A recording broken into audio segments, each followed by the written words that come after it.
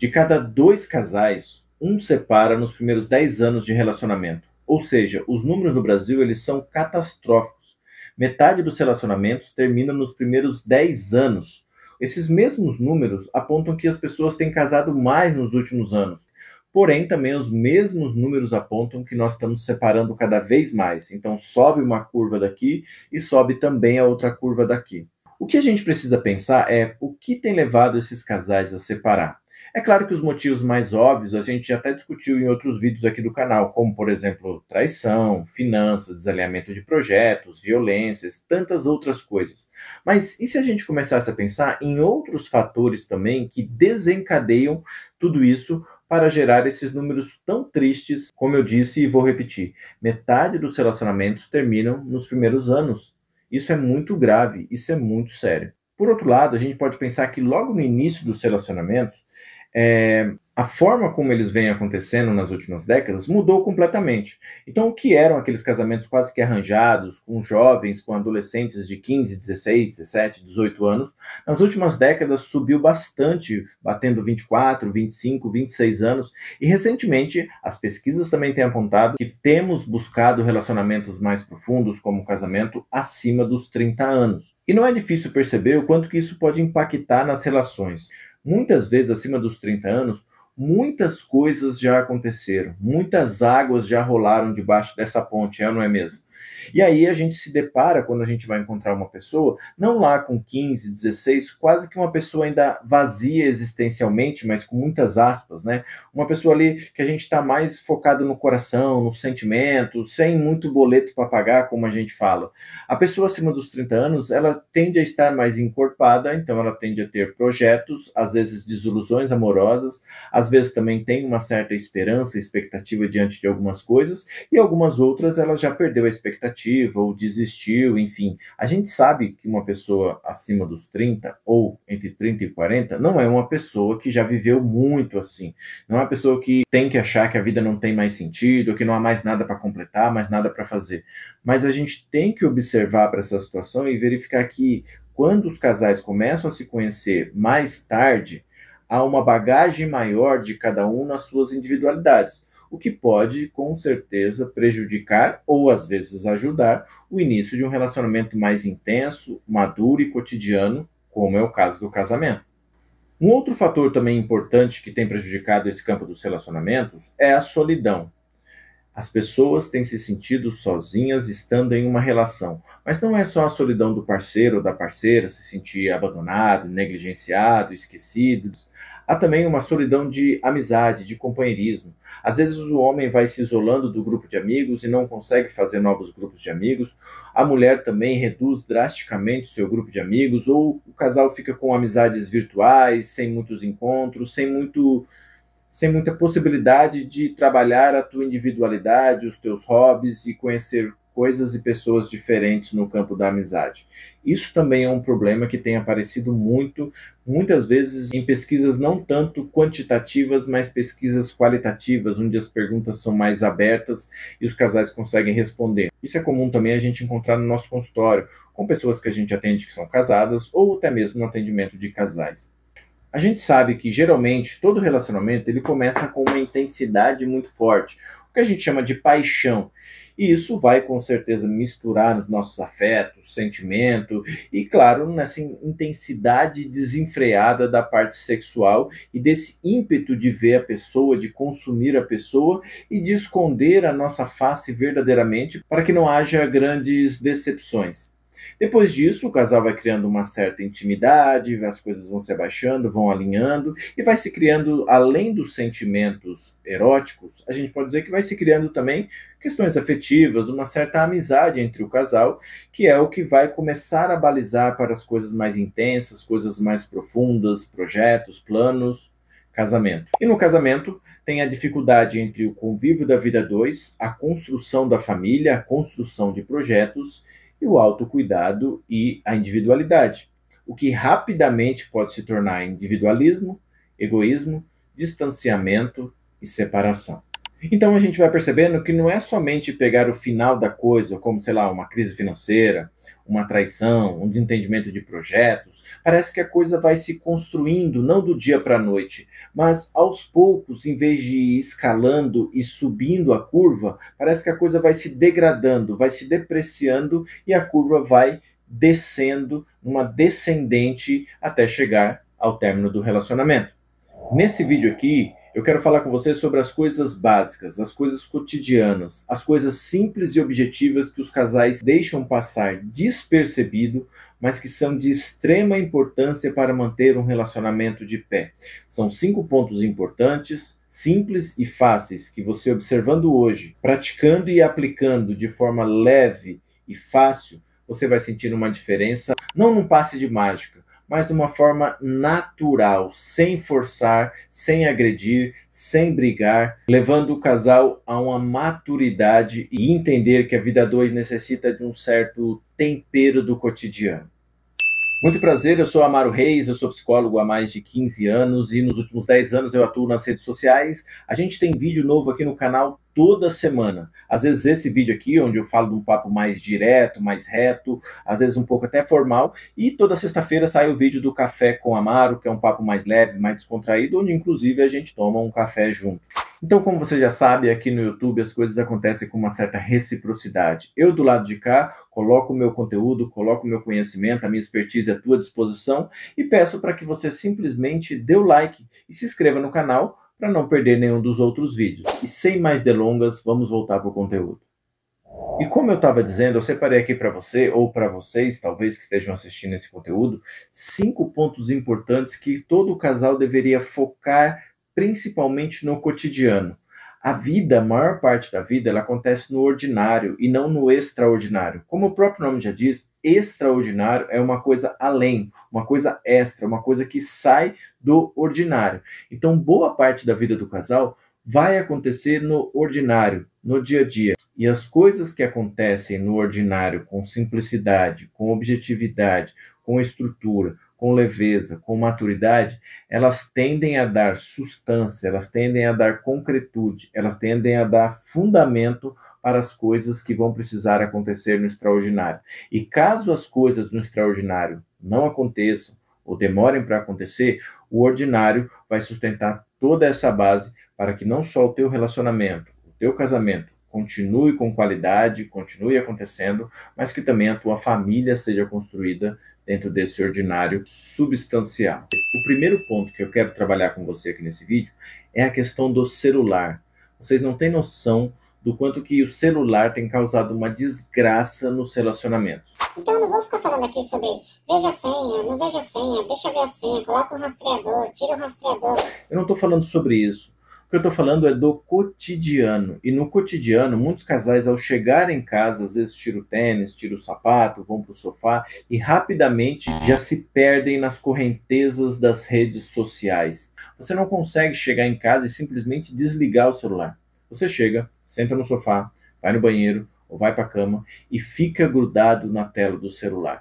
Então a primeira coisa que a gente vai refletir hoje é como finalizar as coisas do celular o mais rápido possível. Então chegou em casa, mesmo que você trabalhe com o celular, tente finalizar isso da forma mais rápida possível. Se você precisa ligar para algum parente, para tua mãe, para teu pai, para teu irmão, para resolver alguma coisa, já ligue rapidamente e resolva. E se puder, ligue logo do caminho, de dentro do carro. Hoje a gente tem Bluetooth, tem tanta tecnologia aí que dá para fazer essas coisas, às vezes a caminho de casa mesmo. Então vamos combinar que você tem um tempo para finalizar as coisas do celular.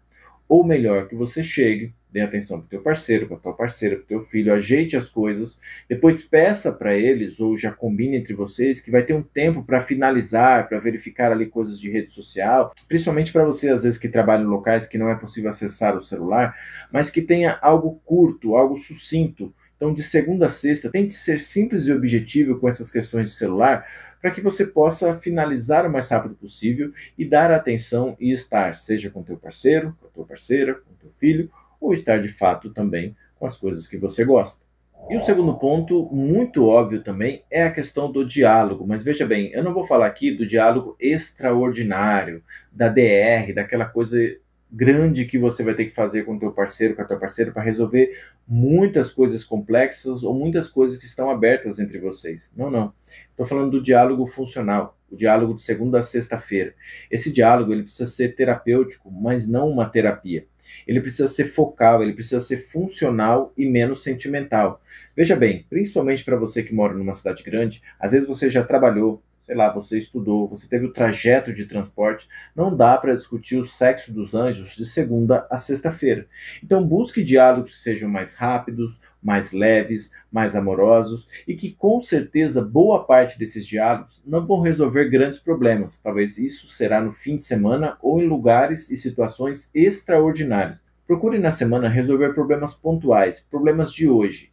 E mais, às vezes é melhor você não ter razão, você ter paz. Então, durante a semana, o teu diálogo, que ele seja curto, sucinto, leve, com um pouco mais de carinho, atenção, empatia. Mas veja bem, não estiquem, não resolvam coisas complexas, não tragam problemas complexos ou do passado. Durante a segunda a sexta-feira, o casal precisa manter o ordinário, o cotidiano. Será que é difícil? Estamos combinados? Vamos começar a fazer isso? Então, celular e diálogo. Vamos para o terceiro ponto.